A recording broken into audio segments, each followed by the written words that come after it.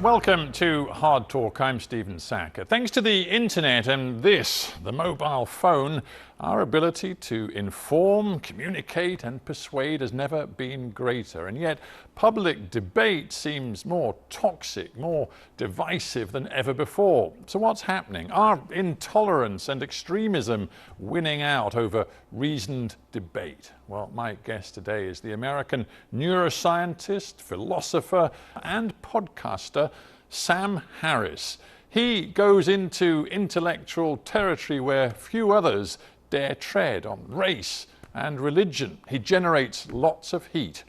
What about light?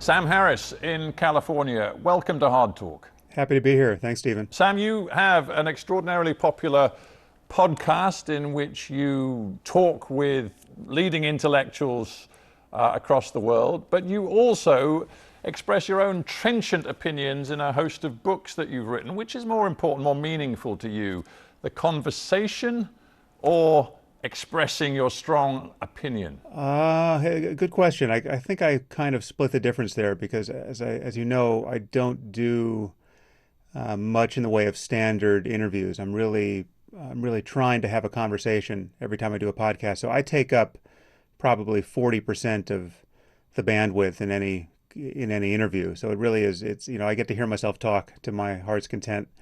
And perhaps to the exasperation of certain guests. When you choose guests for the Making Sense podcast, which is listened to by millions of people across the world, do you like to bring people in with whom you know you disagree and disagree really quite profoundly?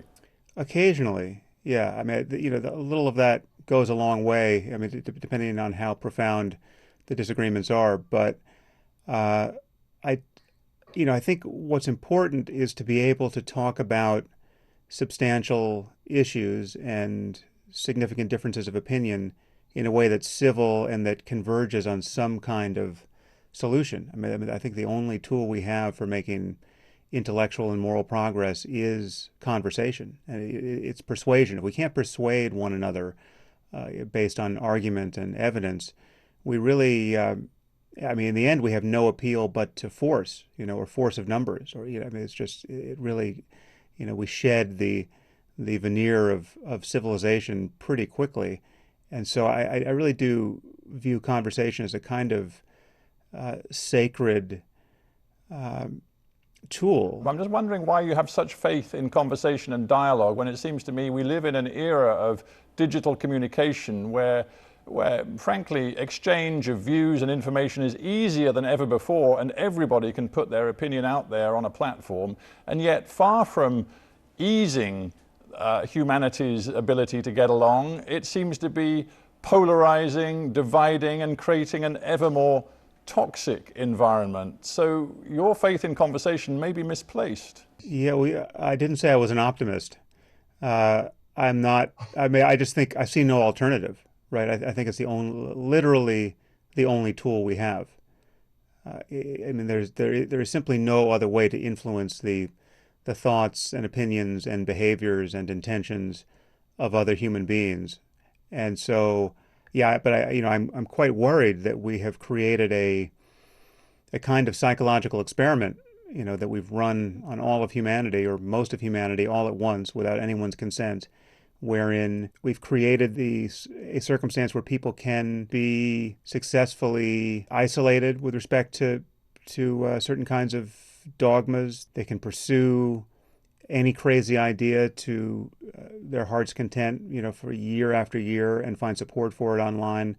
The internet is having this dual function of allowing us to get access to really the totality of human knowledge instantaneously, but it's also allowing our sense-making to shatter and our epistemology to allow for a kind of balkanization of thought. I want to turn to perhaps one of the most contentious debates, frankly, tearing America apart right now. That is race and racism and how to respond to what many people appears to be the clear evidence of discrimination at every level in American society, including policing and the justice system. You have spoken out against Black Lives Matter. You seem to regard it as a form of identity politics, which you say is a poison in America today. Why do you say that?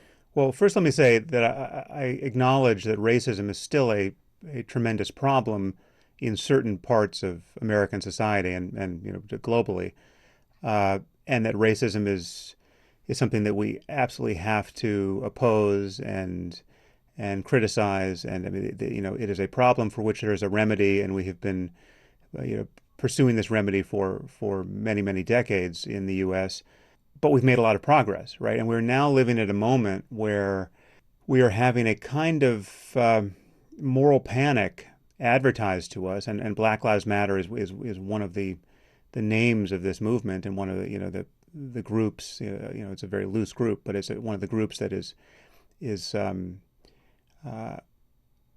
making the most noise on this topic at the moment. And it's as though we have made no progress. It's as though this moment in American history exemplifies the worst symptoms of racism. And that's quite delusional. I mean, obviously, we have made a tremendous amount of progress. Obviously, this is one of the least racist moments in human history, generally, globally, and in American history. And But may I stop you just please. to point out that the obvious, that you sit with me, we're both, let's be honest, white, middle-class, comfortable, educated people who represent perhaps the dominant grouping in our respective societies. And who are you, in the end, to tell Black Americans how they should feel right now? Because so many of them look around the reality of their own lives, their children's lives,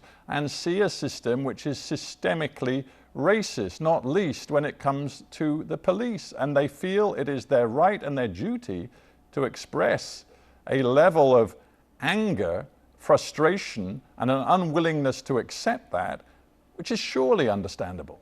Well, it's in part understandable. I mean, what is really understandable is that there is a lot of misinformation and misunderstanding being amplified. I mean, so if you're going to be outraged over the racist behavior of racist cops, or the racist consequences of systems that promulgate racism, whether there's any actual living racists around to implement those systems. Well, it's not a choice, is it? We are surely duty bound to be no, of course. Outraged by that. I'm as concerned and as outraged as anyone is about those things, but I'm doubly or additionally concerned that we not find racists where they don't exist, right? That if you're going to find racists everywhere, you're going to find the real racists nowhere, right? I mean, you're going to do an immense harm in the process. And so to take the variable of police violence is very important if you're going to worry about the consequences of racism and the way it's causing Black men preferentially to get shot and killed in America.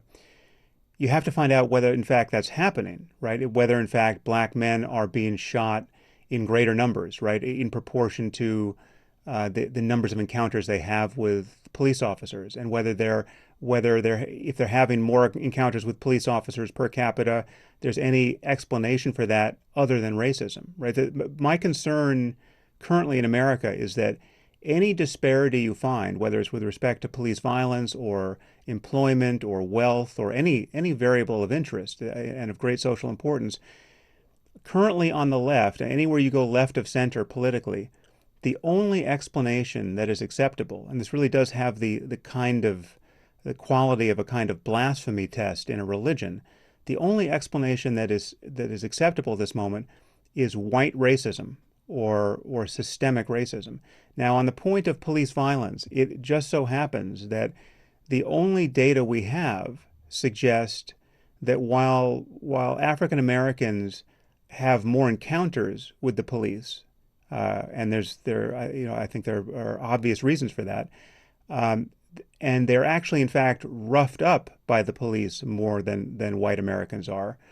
They're not killed more. In fact, they're killed less than white Americans are per encounter, which is to say that if you come under the attention of the police in America and they draw their guns on you, your chances of being shot appear to be slightly higher if you're white at the moment. Now that hang on. breaks everyone's expectations. This is fascinating because it gets to the heart of your intellectual approach to lots of things. You know, you are, I think, a self-proclaimed rationalist. You say that you are determined to be driven by the evidence, by data, by the science, not by emotion, and still less by things like religion or any other faith-based knowledge belief system. So evidence matters, but if you look across the piece, you've alighted on one piece of evidence, but surely there's an overwhelming tract of evidence about incarceration rates, what happens to black kids in schools, what happens to black people in employment, how many jobless black people there are. There is clearly a story in America of systemic discrimination which black people are saying right now they will no longer tolerate without expressing their anger. And when you make the point you've just made, it does sound to some like you're sort of lacking a level of compassion or even emotional intelligence or ability to empathize with the situation of the other. Well, no. First of all, it shouldn't, because I'm concerned about the real suffering of real people. But we have to acknowledge that we compound that suffering when we give false notions about its actual causes, right? So if you're going to look at, and again, I'm on record every time I touch this topic, acknowledging that we still need criminal justice reform, and the war on drugs in the United States in particular has been a disaster, and it's especially been a disaster for the black community. All of those things should go without saying, and there are changes that need to be made there. But if you're going to ascribe the status quo across the board, the fact that there's the kind of wealth inequality and inequality with respect to crime and violence in American society that breaks along racial lines, if you're going to ascribe that to white racism or white race or policies that white people are not changing because they advantage them, right? You will continually stumble upon errors of great consequence, right? It is simply not the case that there are white racists with their racism producing the level of violence we see in the black community in the inner city, in a place like Chicago. The point that many black Americans are making right now, and I'm going to quote to you the words of just one, Sincere Carabo, who works as the social justice coordinator at the American Humanist Association. He's addressed your podcasts on this issue, your interviews with other people on this issue, and he says, Sam Harris's definition of racism places an underlying emphasis on intention, and he says that's how Sam Harris defines the number of white people who are racist as a tiny, tiny minority. However, says Mr. Carabo, when discussing racism, it is important to remember it isn't about intent, it's about impact, and in that sense it involves a far greater proportion of the white community.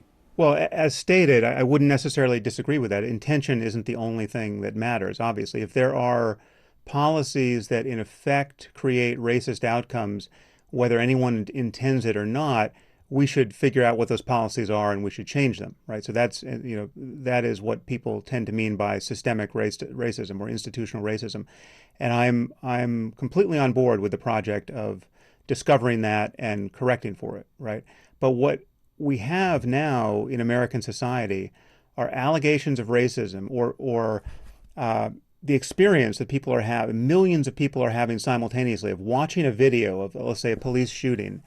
In the prototypical case, it'll be a white cop shooting a black we don't have to imagine suspect. it, Sam. We see it. Right now we're watching over and over Jacob Blake being shot in Wisconsin. We don't have to use our imagination. I would tell you that video is not evidence in and of itself. That video is not evidence of racism, right? You can see videos of white people being shot in precisely the same circumstances, and I mean, we have a massive problem of guns in our society. We have a massive problem of poorly trained cops.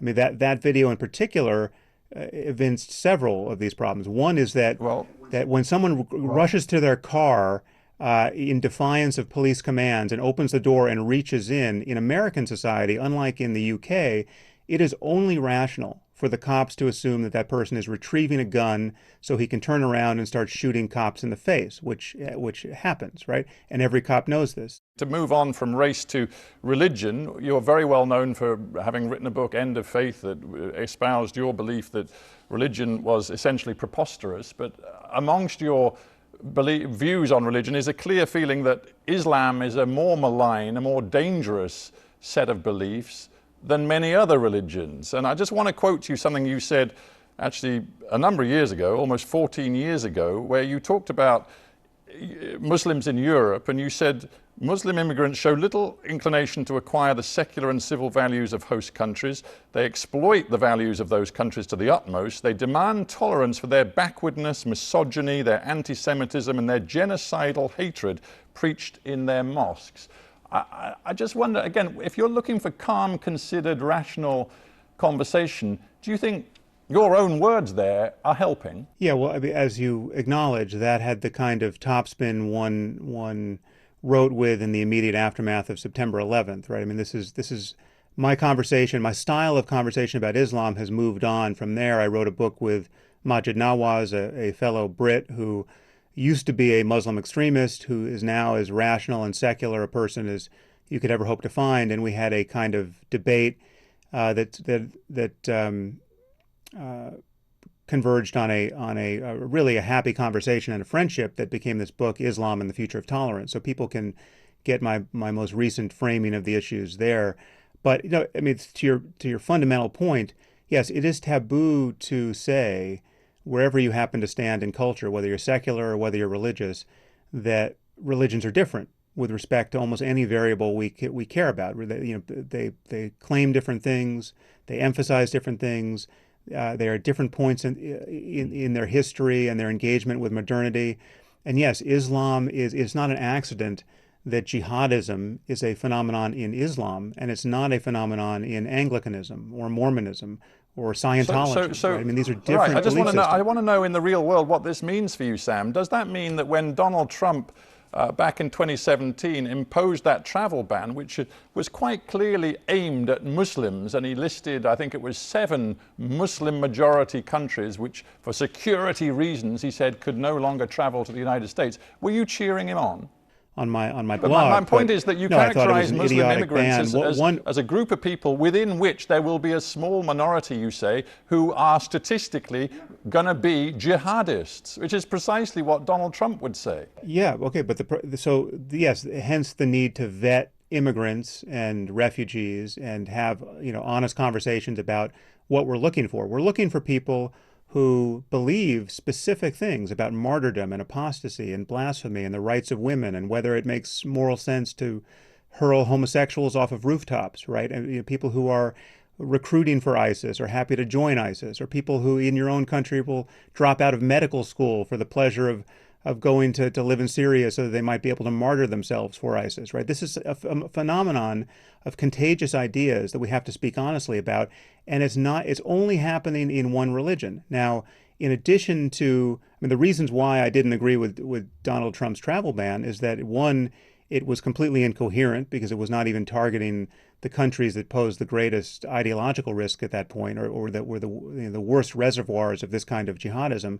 But two, I have long said that the most valuable people on earth with respect to dealing with this problem, people we most want in our societies, are secular Muslims and moderate Muslims and people who can actually bridge the gap between the non-Muslim community and the secular community and the religious extremists who are albeit a minority, but still a problem within the Muslim community. So we need people like Maajid Nawaz and Ayaan Hirsi Ali and dozens of other secularists and moderates and apostates who I've supported, and we need them to figure out how to midwife this renaissance and within the Muslim community where in something like Enlightenment values take hold in the widest possible way. It's obvious that I'm not going to accomplish that. It requires somebody who's in the community to do that. Generally, people, I think, associate you particularly with a very strong brand of atheism, and there was that famous time you debated with Chris Hitchens and Richard Dawkins, and you all of you said, you know, religion is extremely corrosive and damaging. Somebody then asked about spirituality, and while the others didn't really bite, you said, actually, no, there is room for spirituality in my life, and I'm just wondering what that means for you. Ultimately, despite everything you say about science and evidence and rationality, do you believe in some sort of higher power, some non-human force at work? Well, it's not a matter of believing in a higher power. It's a matter of experiencing the fact that consciousness is intrinsically mysterious, and it's the context in which all of our most wonderful experiences appear, right? And it's the context of all of our suffering, and the mechanics of that is something we can understand more and more and change our lives for the better. But it's also the context in which human life can get better and better. And I think some classically spiritual values like self-transcendence and unconditional love, right, are at the core of any movement in the direction of greater and greater human well-being, and should be at the core of any ethics we use to talk about those possibilities. So yeah, I mean, I have no doubt that it's possible to become something like the historical person of Jesus, whoever that was, or Buddha, or any of these great patriarchs and matriarchs of our religion. So there's a baby in the bathwater there that I think we don't want to throw out as atheists.